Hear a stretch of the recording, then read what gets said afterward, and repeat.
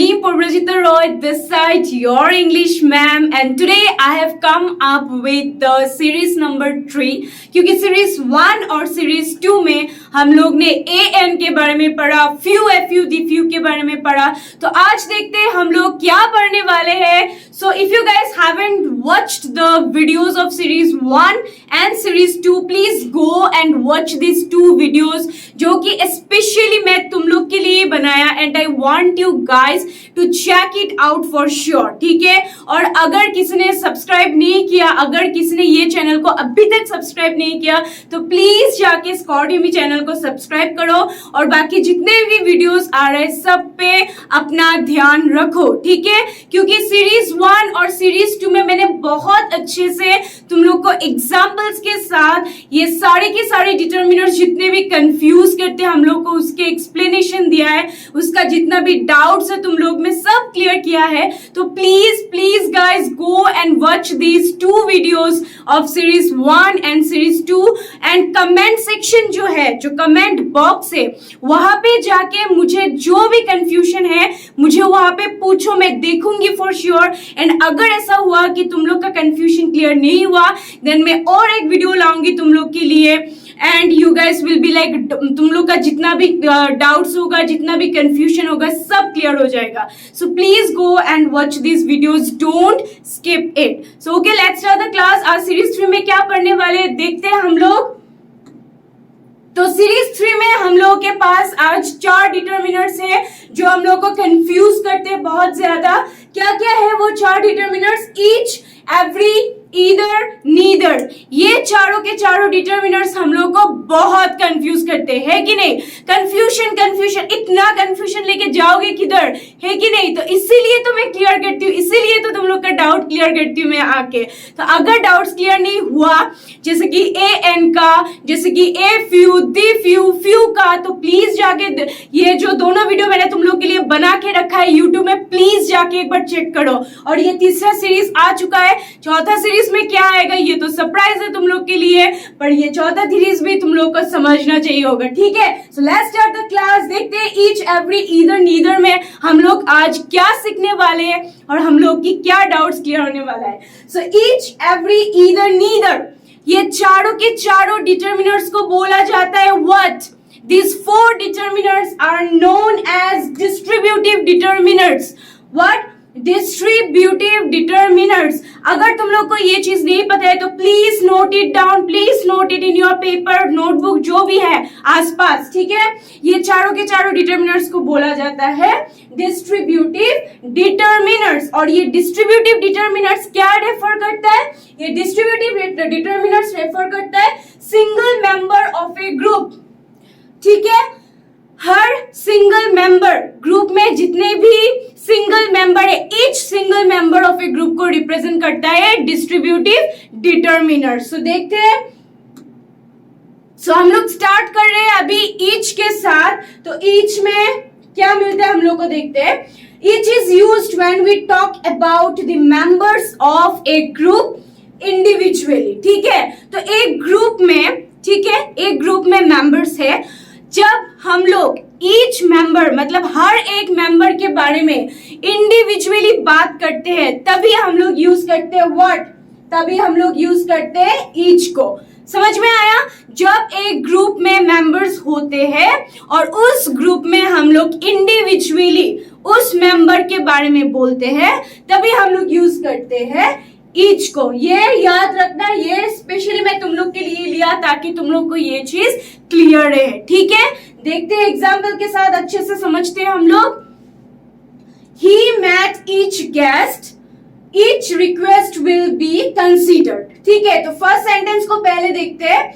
He met each guest, तो यहाँ पे गेस्ट में शायद आप लोग पकड़ लो जैसे कि लाइक गेस्ट आया है 10 लोग, ये 10 लोगों को ही जब उसने अलग अलग इंडिविजुअली जानने की कोशिश किया, मिला उन लोगों के साथ, जानने की कोशिश किया, तभी इसके वजह से ही ये वाला ईच आया है यहाँ पे।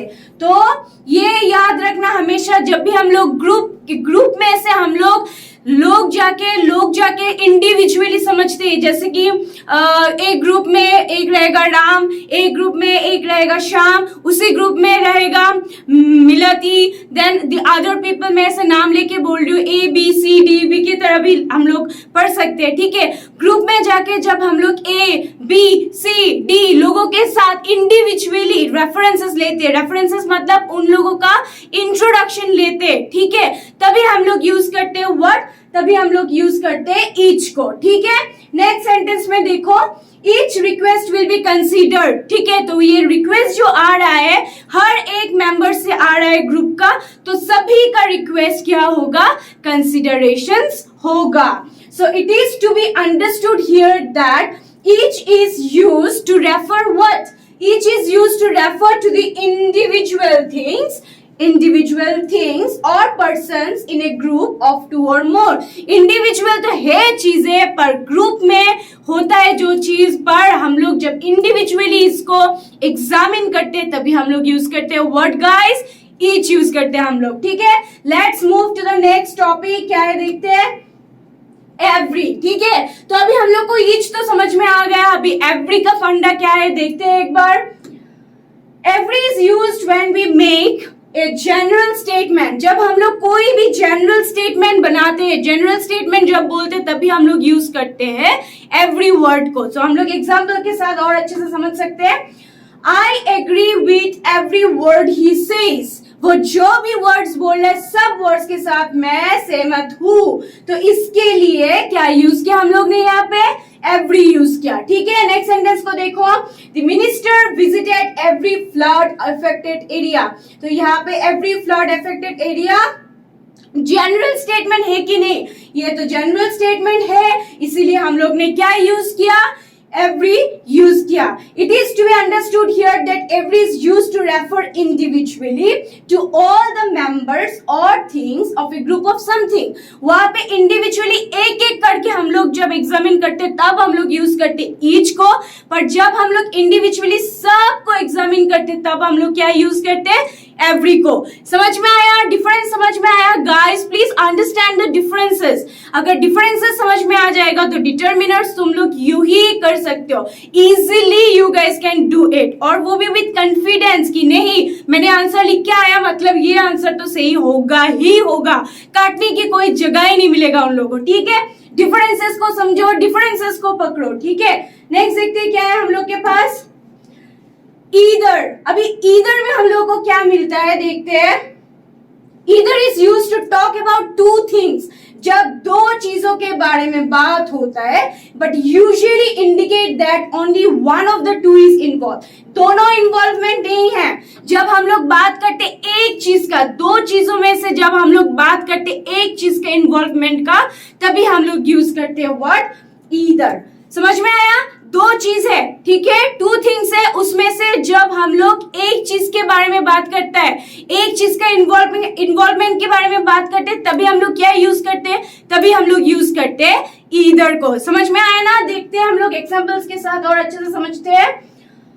Either of the two girls should come here, either can also mean both, ठीक है। तो अभी it is to be understood here that word either is used in order to refer to a choice between two options and it is used in negative constructions। तो ये बाद में आऊंगी, पहले वर्ड हम लोग समझ लेते हैं। हम लोग ने क्या समझा, ईदर मतलब दो चीजों में से जब एक चीज के बारे में बात करते हैं तभी हम लोग ईदर यूज करते हैं। फर्स्ट सेंटेंस में देखो, either of the two girls, दो लड़की तो है यहाँ पे, पर हम लोग एक लड़के के बारे में बात कर रहे हैं, यहाँ पे एक ही लड़की, शुड कम हियर, तो मतलब दो लड़की है, दो लड़की से सिर्फ अगर एक भी आ गया तो यहाँ पे हम लोग का क्या होगा, क्या यूज करना पड़ेगा, ईदर यूज करना पड़ेगा। Next, either can also mean both, either can what, either can also mean both, ये सेंटेंस में यूज किया गया है, पर ऐसे अगर तुम लोग यूज नहीं करना चाहते हो तो तुम लोग यूज नहीं भी कर पाओगे,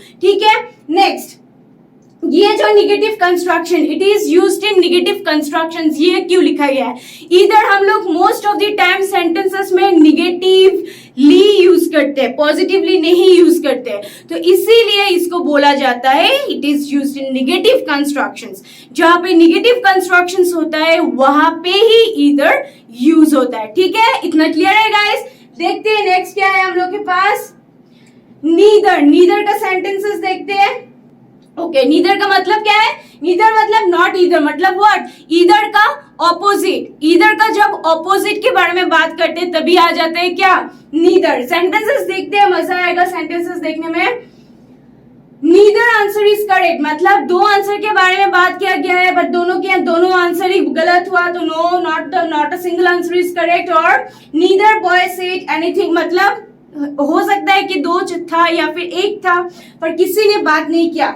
सो it is to be understood here that neither refers to the things which are exactly the opposite of either। मैंने बोल ही दिया, नीदर है ईदर का ऑपोजिट। ईदर में जो जो समझा हम लोग उसी का डायरेक्ट ऑपोजिट चीज होता है नीदर। ईदर में हम लोग क्या करते हैं? दो चीजों में से सिर्फ एक चीज के इन्वॉल्वमेंट के बारे में जब बात करते हैं तभी होता है ईदर। और ईदर यूज होता है निगेटिव कंस्ट्रक्शंस में।